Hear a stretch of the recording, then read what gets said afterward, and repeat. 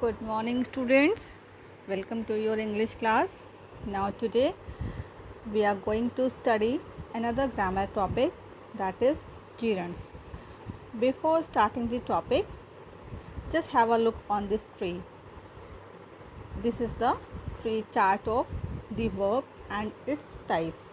In the previous videos, I have told you about the verb and its types.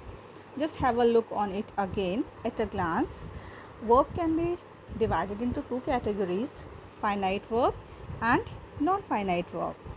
You can see that finite verb is also having three parts, that is principal verb, that is main verb also, we can say linking verb and auxiliary verb.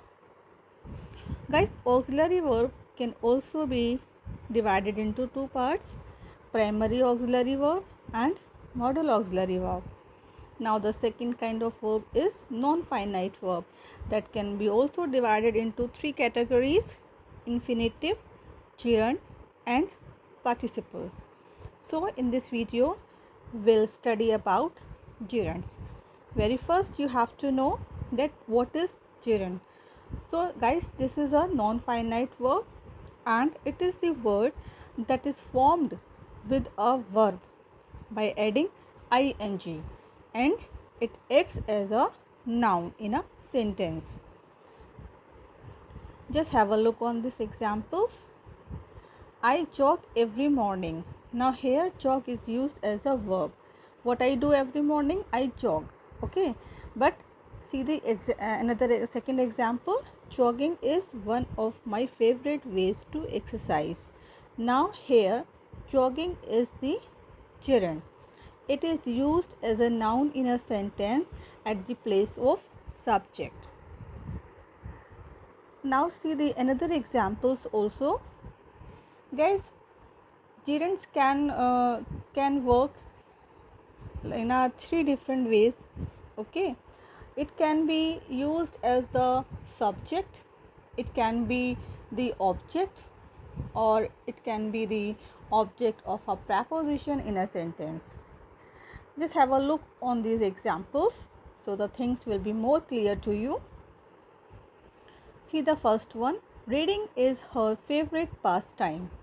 Now in this sentence, reading is a gerund and it is used alone as the subject of the sentence. Okay, what is the subject? Reading. What is her favorite pastime? Reading. Okay, so guys, you all know that subject is the part of the sentence regarding which we talk. So here reading is the gerund. See the second example, studying English has its rewards. Now in this sentence, studying is a gerund that has a direct object, English. Okay, the gerund phrase functions as the subject of the verb has. See the third example, picnicking in the woods has its downside. Now here picnicking is a gerund modified by a prepositional phrase in the woods, and here the gerund phrase is the subject of the verb has. Guys, don't get confused between gerunds and present participles. Always remember that a gerund acts like a noun while a present participle acts like a verb or adjective. You can see in this picture that participles act as adjectives. See the example. The swimming toddler wears floats on his arms. In this sentence, swimming is the adjective. Present participle, it is work as an adjective and it is modifying toddler. Now the second, gerunds act as nouns. See the example. Since Francisco was 5 years old, swimming has been his passion.